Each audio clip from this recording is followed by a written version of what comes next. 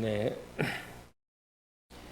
오늘 설교는 생활 속 바디 버든 줄이기라고 하는 제목인데요. 지난 안식일이 절제 안식일이었습니다. 건강에 대한 설교인데요. 제가 지금까지 건강에 대한 설교를 한 번도 안 했거든요.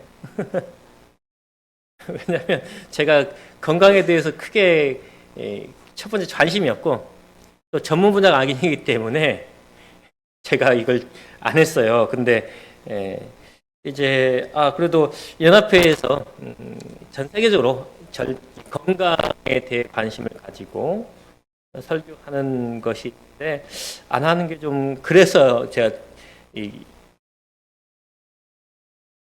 강목으로 설교로 준비해 봤습니다. 보통 10년 전까지만 해도 금연의 날 행사를 했어요. 그렇죠?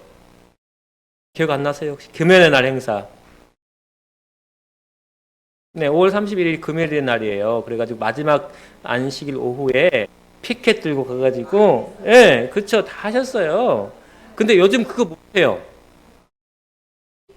안 하는 것이 아니라 못해요. 예, 집회 신고해야 되고 못하고도 못해도 그래서 못해요. 예, 그래서 못하기 때문에 이제 이렇게 안 하는데 생활 속에서 이제 어떻게 과연 이제 우리가 절제에 대해서 이야기할 것인가라고 매번 절제한 시기는 매 해마다 합니다. 그렇기 때문에 그리고 이제 옛날에 금연학교가 저기 그 유생병원, 그 삼육병원에 있었잖아요. 근데 그것뿐만 아니라 이제 전체적으로 이제 금연에 대해서 예전 20년 전에 제가 의정부에서 할 때 그것보다 그때보다도 이제 금연에 대한 인식이 너무 강해졌어요. 예전에는 금연에 대한 인식이 별로 없었거든요. 제 목회 시작할 때만 해도. 근데 지금은 매번 광고마다, TV 광고마다 금연에 대한 광고가 나오고 10년 전만 해도 이제 그 담배가 값이 확 올랐어요. 2배로. 그 다음에 거기 그 담배 상자에 암에 대한 경고에 대한 경고 문구가 강해들었고 사진 자체가 아주 강렬해졌어요. 그래서 이제 그런 절제에 대한 좀 사회 인식이 더 강해졌기 때문에 그건 공공집회는 우리가 못하지만은 하여튼 오늘 집안 안식일이 절제 안식일이었고 그런 것이 나왔기에 제가 이것을 한번 일주일 준비해 봤습니다. 근데 제 전문 분야가 아니기 때문에 다른 전문 분야도 딱히 없긴 하지만 생활 속 바디버든이라고 하는 것이 뭐냐면 체내에 쌓여진 유해 화학 물질이랍니다. 깨진 유리창의 법칙이라고 하는 건데요. 뭐냐면 어느 한 빵집에 누가 돌을 던졌는지 유리창이 하나 깨졌대요. 그 사람이 그 가게 주인이 그것을 안 고치고 그냥 대충 A4 용지 종이 요즘 우리말로 말하면 신문지 하나 딱 붙이고 말았대요. 그래서 그랬더니 손님이 안 오고 그 다음에 손님이 안 오더니 그 주변에 어떤 애들이 불량배들이 모이고 결국은 그 마을 자체가 슬럼가 즉 좀 안 좋은 나쁜 마을이 됐답니다. 그게 깨진 유리창의 법칙이라고 하는 거래요. 그래서 이것을 어떤 심리학자가 그렇게 또 이렇게 그 현상을 보더니 이렇게 또 말 붙이기 좋아하니까 깨진 유리창의 법칙 그렇게 붙였답니다. 그러니까 뭐예요? 맨 처음 아주 사소한 것을 고치지 않고 지나가면은 그것으로 인해서 일어난 일들이 걷잡을수록 커져가지고 회복 불가능 상태가 된다 이겁니다. 베드로전서 4장 7절에 이렇게 말을 해요. 만물의 마지막에 가까워 왔으니 그러므로 너희는 항상 정신을 차리고 근신하여 기도하라. 뭐예요? 만물이 마지막에 가까웠다. 그러니 우리가 뭐 해야 된다? 깨어 있어야 된다. 뭐에도 깨어 있어야 된다? 우리의 건강 면에서도 깨어 있어야 되고 생활 면에서 깨어 있어야 되고 절제에 있어서도 깨어 있어야 된다고 하는 것이에요. 제가 아까 절제 설교를 못한 이유 중에 하나도 가장 중요한 이유를 말씀 안 드렸는데 뭘까요? 제가 절제를 잘 못해요. 왜냐면 제가 지난 그 과학관 있을 동안 그 전에 목회할 때는 콜라를 안 마셨거든요. 콜라 맛을 제가 언제 알았냐면 저기 군대 가가지고 땡볕에 제가 군대 생활할 때 땡볕에 훈련을 안 받고 저는 노가다를 했어요. 왜냐면 제가 일반 소총수로 갔는데 안식일 때문에 대대장이 분거기 소속은 12자 중대지만은 이제 일은 본부 중대에서 하게 했어요. 그래가지고 뭘 했냐면 제가 군종병을 했어요. 근데 군종병은 낮에 할 일이 전혀 없어요. 그러니까 사역 노가다를 시키는 거예요. 여기저기서 불러가지고. 그래서 제가 하는 것이 뭐 식당 가서도 일하고, 그러니까 취사병도 하고, 그 다음에 또 그 대대장 비서도 하고, 가장 많이 한 건 이제 본부중대니까 일이 많아요. 제초도 해야 되고 뭐 창고도 관리도 해야 되고, 그럴 때 가장 많이 했던 것이 이제 창고에서 일을 하는 거예요. 근데 그 불러가서 일할 때에 그 선임이 꼭 콜라를 한 병씩, 아니 한 캔을 사주는 거예요. 그럼 되게 맛있었거든요. 그때 이제 콜라 맛을 알아가지고 그전까지 안 마시다가 이제 목회하면 이제 그거는 이제 별로 생각이 없었어요. 근데 이 과학관 가가지고 이제 일이 좀 되니까 콜라를 마시기 시작했는데, 콜라를 마시면 그 당이 들어가면서 확 깨요. 네, 그것이 꽉 깨서 제가 콜라를 좀 마시기 시작한 4년 동안 마셨는데, 그 영향으로 제가 이가 지금 4개가 아주 뿌리 깊이 썩어가지고 네, 그래가지고 지금 한 3달 동안 경희대병원 치과 제가 늘 다니던 이 교정도 하고 그래가지고 거기서 했는데, 하여튼 뿌리 깊었다고 안 된다고 뭐 겨우겨우 치료를 하긴 했습니다. 제가 절제를 못해서 절제를 설계를 못해요. 예. 근데 그게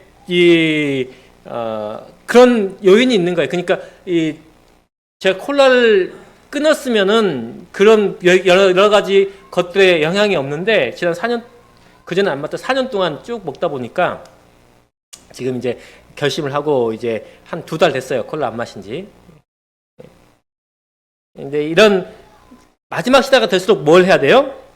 정신을 차리고 근신하여 기도하라 라고 말을 해요. 무엇에 가장 그래서 정신을 차리라 그래요? 먹는 것에 정신을 차리라고 하는 겁니다. 그래서 우리 몸 속에 들어가서 영향을 미치는 화학 물질이 이렇게 많은데, 그 효과가 뭐냐면 아까 말씀드린 바디버딘이라고는 유해 화학물질이 우리 몸에 들어가서 잔존하는 것이에요.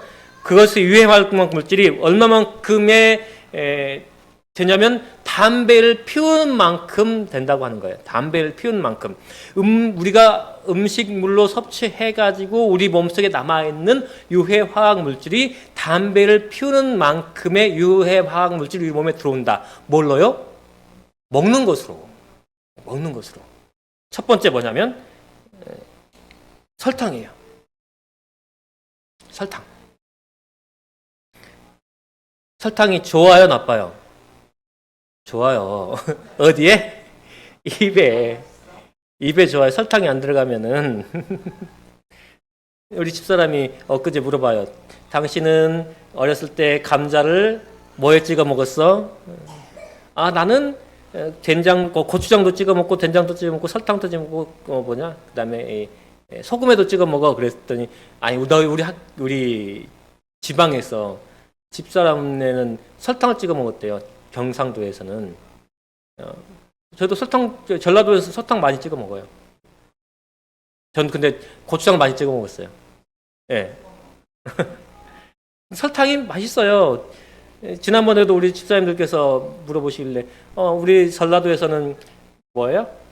토마토에도 설탕 뿌려 먹고, 예, 그다음에 그 국수에도 설탕 뿌려 먹고, 예, 그랬거든요.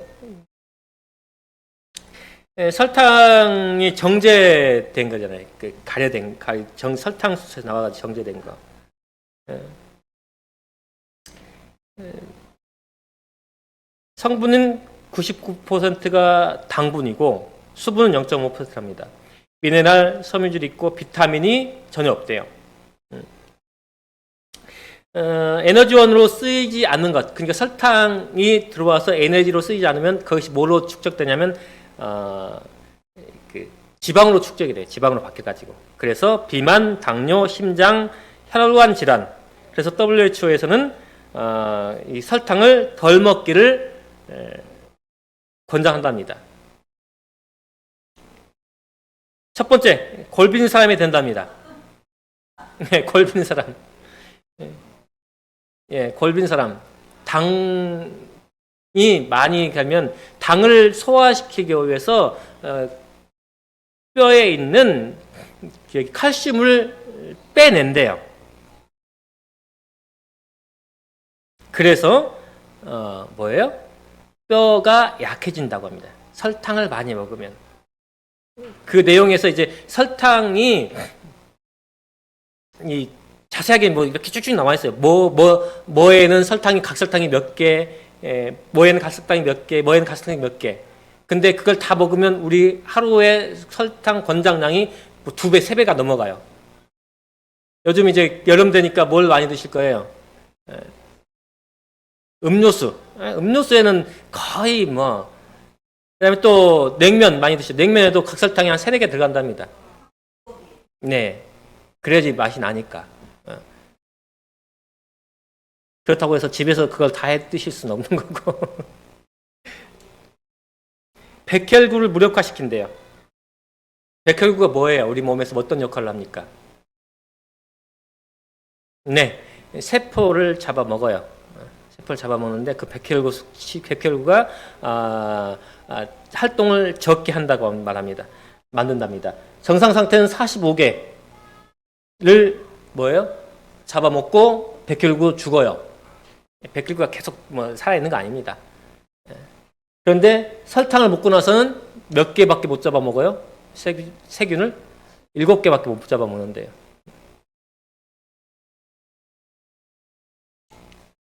신진대사 살을 망친답니다. 뭐 보면은 고혈압, 당뇨, 아까 말씀드린 혈전증. 그래서 이 모든 걸 다 합쳐서 뭐라면 대사증후군이라 그래요. 대사증후군. 뭐예요? 우리 몸이 제대로 활동을 못 한다는 거예요. 세포 자체가 활동을 못 한다고 하는 것이에요. 뭘 많이 먹으면? 설탕을 많이 먹으면. 그래서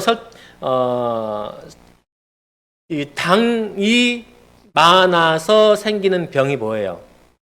당뇨. 혹시 당뇨 앓고 계시는 분 계세요? 연세가 되신 분은 네, 당이 조금씩은 있어요.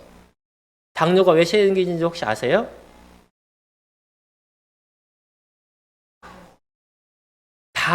맞아요. 당을 순간적으로 이만큼 높입니다. 당뇨가 생긴 이유는 뭐냐면 갑자기 혈액 속의 당이 높아지면서 인슐린이 제 역할을 못하게 된다고 합니다. 인슐린이 뭐예요? 인슐린이 분비돼 가지고 그 당을 세포 속으로 흡수시키게끔 문을 열어주는 역할을 한대요. 당 세포에. 근데 인슐린이 당이 들어온 만큼 분배돼야 되는데 그렇지 못하니까 뭐예요? 네, 당이 혈액 속에 남아서 뭘로 분비되는 거예요? 오줌으로 나오는 거예요. 그래서 당뇨인 거예요. 그래서 당뇨. 그래서 가장 안 좋은 것이 식사를 안 하다가 폭식을 하면은 뭐예요? 당이 많아지잖아요. 그다음에 당이 높은 음식, 특히나 과일이 당이 높아요. 과일을 항상 식전에 먹으라고 하는 이유가 그겁니다. 저희 아버님이 당으로 돌아가셨기 때문에 합병증으로. 그래도 여기 당뇨에 계시는데 지금 큰 문제 없는 것은 당을 잘 조절하고 계시는 거예요. 약으로든 음식으로든. 당뇨의 합병증은 방법이 없습니다. 당뇨 합병증 생기면 그 다음부터는 완전히 무너지는 거예요. 합병증 생기기 전에 장을 잡으셔야 돼요. 지금까지 관리를 잘 하시는 거예요.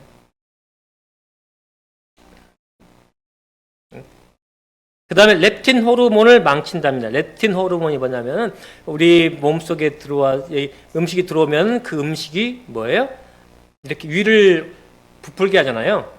그러면 이제 음식이 들어왔기 때문에 그 음식을 그만 먹어도 돼라고 하는 호르몬이랍니다.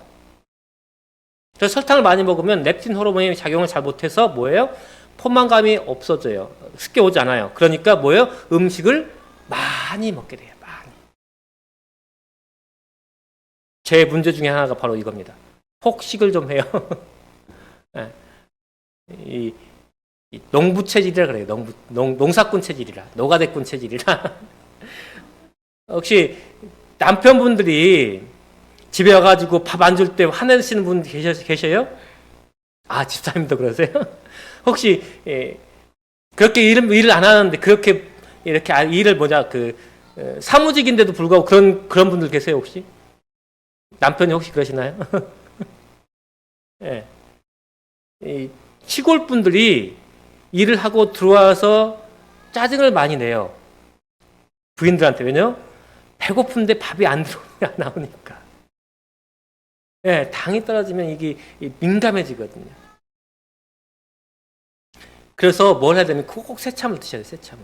새참 먹어도 식사 시간이 되면은 밥을 찾습니다. 왜냐하면 제가 시골에 있을 때 거기 다닐 때 어느 집사님이 장로님한테 맨날 그래요. 우리 남편은 집에 오면은 밥이 준비 안 됐으면 짜증을 낸다고. 맞아요. 그게 여기 혈당이 낮아지면은 이 신경이 민감해지고 그래서 이 짜증이 나거든요. 제가 그 시골 농부 유전자를 가지고 있어가지고.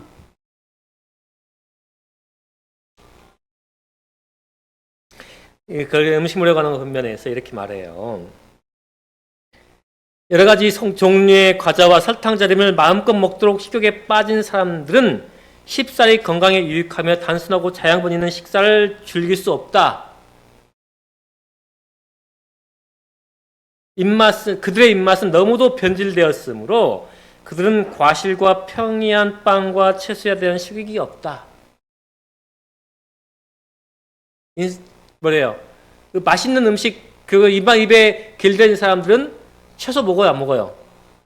안 먹어요. 그리고 고기 없이면 뭘 안 먹어요? 상추를 안 먹어요. 예전에 누구한테 들었는데 어떤 아이가 상추가 어느 집 우리 교인들 식사에 왔는데 상추가 나왔는데 고기가 없는데 왜 상추가 있어요? 그러더래요. 상추는 뭐에만 먹어야 돼요? 고기와 쌈 싸먹는 것 외에는 생각을 안 하는 거예요.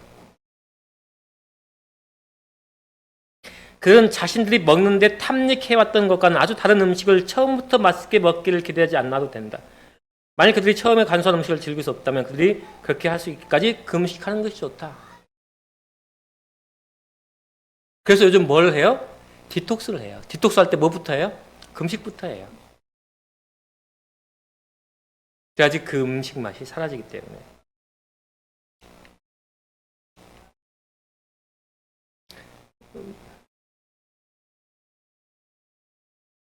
단 음식을 적게 먹으면 적게 먹을수록 더욱 좋다. 왜냐하면 이런 것들은 위장 안에서 혼란을 일으키며 그 사용에 습관된 사람들에게 성급함과 초조함을 조성하기 때문이다. 이게 언제 나온 음식물에 관한 본면이에요? 1800년, 1890년대에 나온 거예요. 그때 이미 벌써 뭐예요? 절제와 건강에 대해서. 그래서 어저께 말씀드렸죠. 이 일렌즈 화이트이 권면하기를 금주법, 즉 절제에 대한 국민투표가 있을 때는 어느 날이라 할지라도 안식일이라 할지라도 그 법이 통과될 수 있도록 투표로 가라. 그 일렌즈 화이트는 건강에 대한 굉장한 지대한 관심이 있었거든요.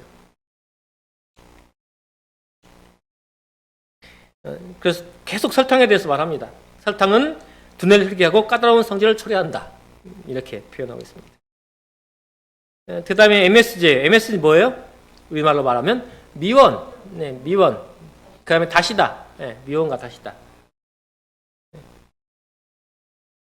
근데 어느 결과에선 미원과 다시마가 MSG가 건강에 해롭지 않다는 결과가 또 많아요. 예.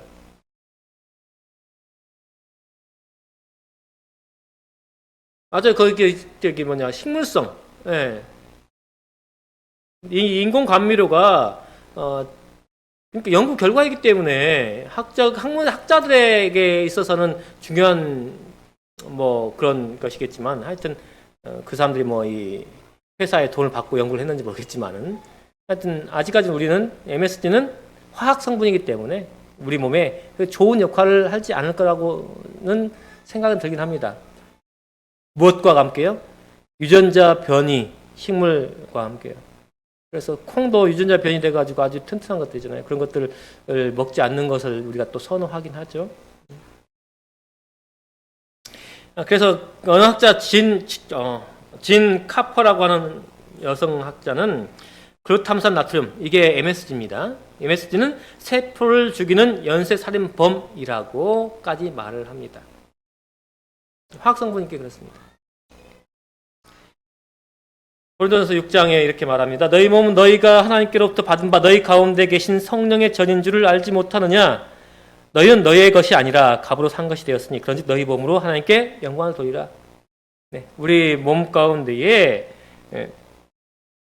이런 것들이 축적되므로 우리가 우리의 몸을 하나님께 온전히 드리지 못하는 상태가 되는 것에 대해서 권면하는 말씀인 것입니다. 코치닐 색소, 빨간 것 있죠? 빨간 것. 여기서 말할 때 이 빨간 것은 이 어디에서 나오냐면 바로 게맛살. 게맛살을 어떻게 해요? 겉 위는 빨갛죠? 예. 네. 그게 이제 어묵이잖아요. 게 맛을 내는 어묵이에요. 그런데 그 빨간색을 내기 위해서 무엇을 사냐면 바로 이겁니다. 연지벌레랍니다. 연지벌레. 예, 그 빨간색을 내기가 쉽지 않기 때문에 자연 속에서 이런 연지벌레라고 하는 기생충, 선인장 기생충이래요. 선인장에 붙어 사는 벌레인데 이 벌레가 색깔이 빨간데 이 색깔이 좀 더 빨갛고 선명하게 만들기 위해서 죽일 때 엄청난 스트레스를 준답니다. 그럼 스트레스를 받으면 이 벌레가 뭘 낼까요? 유해 독소를 낸대요. 그래서 그 유해 독소가 똑같이 말라져가지고 빠져가지고 어디로 붙이는 거예요? 여기 게맛살에 붙는 거예요. 그러니까 그것이 생산한 독소가 우리 몸에 들어온다고 하는 독성분이. 그렇게 이야기를 합니다. 보세요.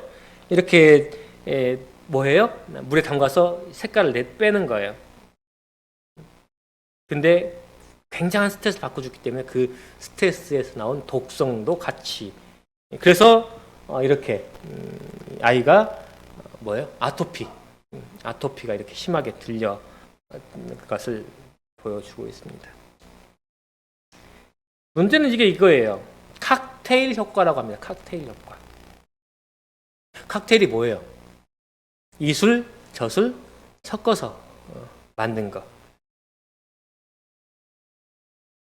화학 물질이 섞이면은 더 독성이 강해지고 독이 되는 효과.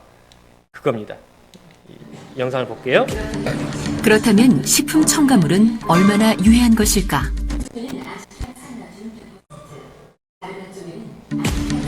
그렇다면 식품 첨가물은 얼마나 유해한 것일까?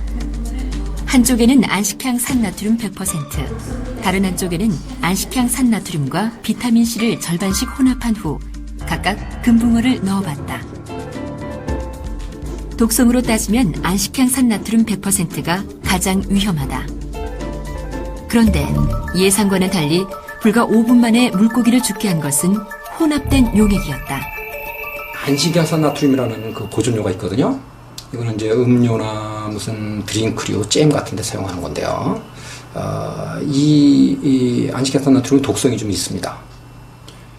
그런데 이 안식향산 나트륨에 비타민 C라는 다른 물질이 접촉을 해서 화학 반응이 일어나면 독성이 훨씬 더 커지는 겁니다. 벤젠이라는 더 해로운 물질이 만들어지기 때문이거든요. 이런 걸 갖다 화학물질의 칵테일 효과라고 그렇게 얘기를 합니다. 가공식품 하나에는 다양한 종류의 식품 첨가물이 들어가 있다.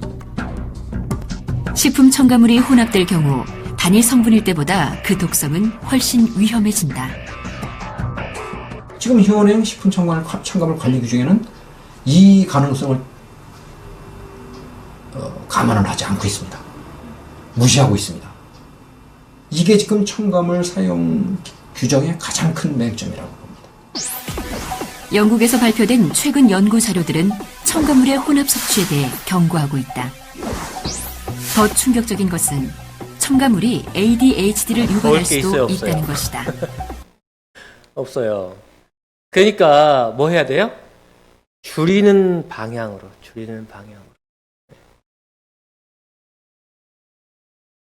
근데 이제 여기서 우리가 강조 봐야 될 점이 뭐냐면 중독되고 유전된다고 하는 것입니다. 중독은 뭐예요? 그게 푹 빠져가지고 자꾸 먹고 싶고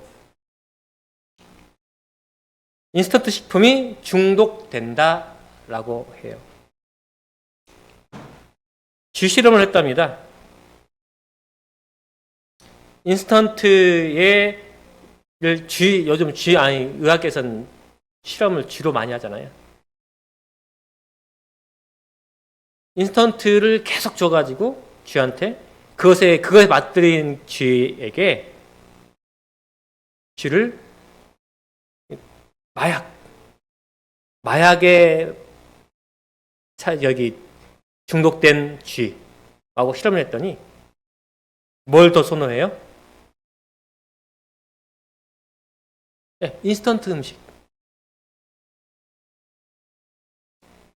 코카인, 그러니까 마약에 중독되었고 인스턴트 음식에 둘 다 동시에 중독된 쥐가 마약과 인스턴트 음식을 두 개를 다 같이 줬더니 인스턴트 음식을 더 많이. 여기서는 100마리 중 94마리가 인스턴트 음식에 가더라. 그렇게 발표가 나왔어요. 그만큼 중독성이 무엇이 강하다고요? 인스턴트 음식이 더 강하다고요.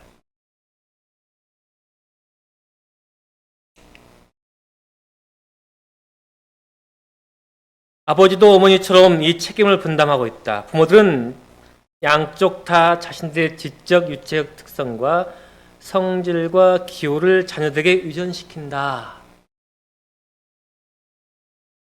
성질과 기호를 자녀들에게 뭐 한다고요? 유전시킨다. 부모의 부절제의 결과로 인하여 때때로 자녀들의 체력과 지적, 도덕적 능력에 결함이 생긴다.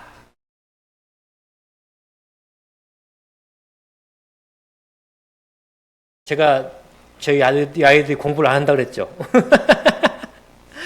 누구 닮아서 그래요? 저 닮아서 그래요. 저 닮아서. 제가 공부를 안 했거든요. 언제까지? 고등학교까지는.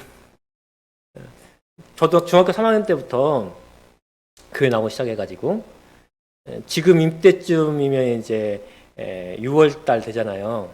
6월 되면은 이제 7월 달 되면 이제 성경학교 하잖아요. 이때부터 성경학교를 준비해요. 안식 오후에.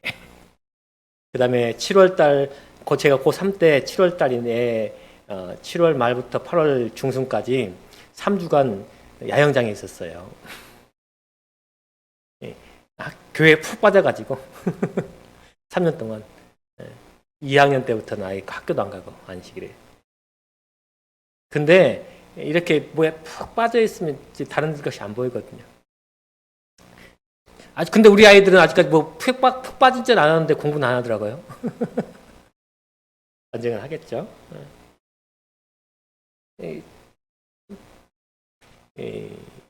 그것처럼 뭐에도요? 음식에도 유전이 돼요.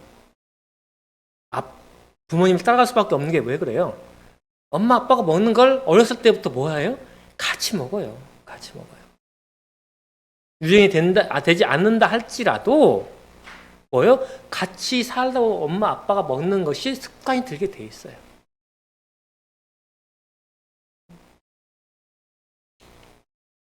흔히 음탕한 자들은 그들의 사악한 욕망과 몸서리치는 질병까지도 저희 자녀들에게 유전한다. 그리고 욕을 정한 힘이 부모에게서보다 자녀들에게 더 약화되며 그 경향은 후세로 갈수록 점점 더 낮아진다. 왜요? 세상은 자꾸 더 뭐예요? 타락하니까요. 가면 갈수록 나빠지니까요.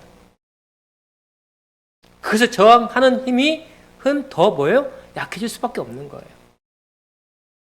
우리 아담과 하와가 저 에덴에 있을 때 그 사단의 유혹을 저항하는 힘이 100이었다면 아담과 하와가 이 땅에 쫓겨난 후에 사단의 유혹에 저항하는 힘은 어땠을까요?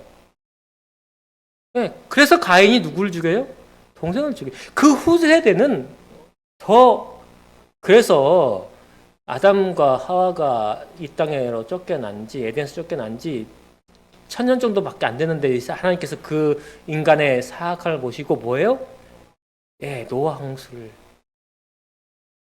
지난 후에 지금 거의 5000년 지났는데 지금의 우리의 상태는 말해 보아야겠습니까? 그렇죠?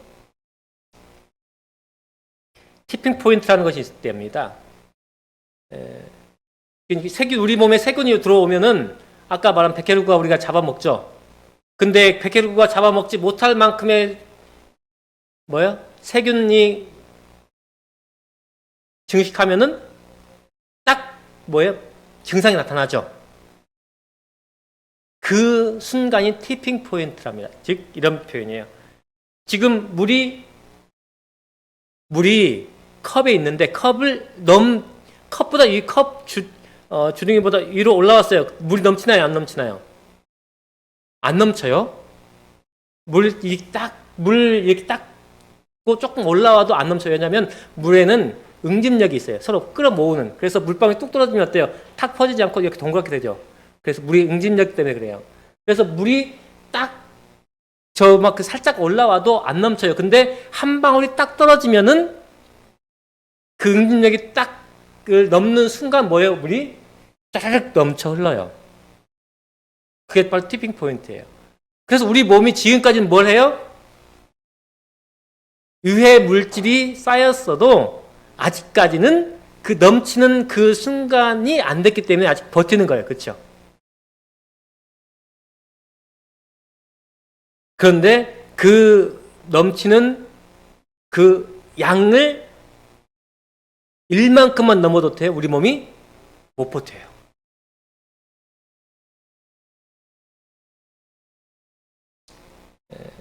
주의 깊은 훈련과 바른 습관의 형성이 뒤따라야 한다. 오늘날 어린이들은 다소 저희 부모들과 함께 고통을 당하는 생명을 살며 건강의 법칙을 범한 그 징벌을 받고 있다. 어린이들은 부모들의 그릇된 습관으로 말미암아 출생 이전부터 질병과 쇠약 중에 불행한 유산을 받지 않으면 안 되며 그 영향은 다소의 차이는 있으나 평생토록 따라다니게 된다. 계속적으로 그렇다는 것을 바람으로 불행한 상태가 더욱 악화될 뿐이다 라고 말하고 있어요. 그런데 우리가 뭘 해야 되냐면 변화해야 된다고 합니다. 하루에 몇 %씩? 0.1%씩.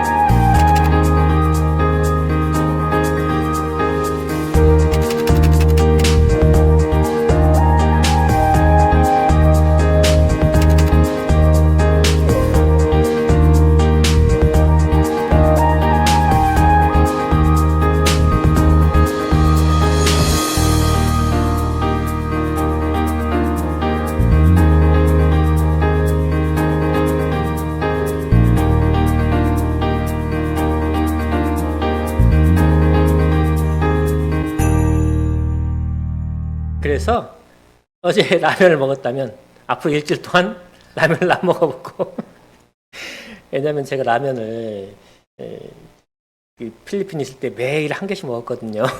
그래서 이렇게 쪘어요. 요즘 이제 한 달 전까지 라면을 그래도 한 일주일에 한 번씩 먹은 것 같아요. 이제 한 달에 지금 한 달에 한 2번 정도 아직까지도 일주일에 한 번씩 먹는 것 같아요. 바꿔보려고 합니다. 이거 보고 바꿔야 되는데 아직까지는 그래서 0.1%씩 바꾸다 보면은 이제 앞으로 한 달에 한 번 정도 먹을 정도까지 되지 않을까. 부모와 교사 학생에 보는 권면 신앙적인 체험은 오직 투쟁, 실망, 엄격한 자기훈련 및 열렬한 기도를 통해야만 얻을 수 있는 것이다. 천국으로 향한 계단은 반드시 한 번에 하나씩 밟아야 하며 전진하는 매 계단마다 다음 계단을 위한 힘을 줄 것이다. 매 계단마다 다음 계단으로 올라갈 힘이 생긴다. 제가 이제 한 2달 된 것 같습니다. 이제 체크리스트 만들어가지고 작년 기도력, 어린이 기도력, 그 다음에 기억절, 아침마다 일어나고 나서 하는 거 3개, 그 다음에 이제 교과 공부, 영어로, 어른 거, 좀 보통 거, 그 다음에 쉬운 영어로 된 거, 그 다음에 원어로 성경 듣기, 뭐 이렇게 한 5가지 됩니다. 이거 쭉 하면 1시간 반 정도 돼요. 한 2달 정도 된 것 같습니다. 근데 아직 라면을 못 끊었어요. 그래서 열라면 먹고 있습니다. 더 나쁜 거. 근데 이것도 언젠가는 이렇게 하나씩. 그러면 10년에는 어떻게 된다고요? 0.1%의 변화가 10년에는 1028%의 변화를 이룰 수 있다고 합니다. 매 계단 한 계단 성취의 감으로 그 다음에 계단할 수 있는 힘을 우리가 얻기를 간절히 바라며 오늘 말씀 마치겠습니다.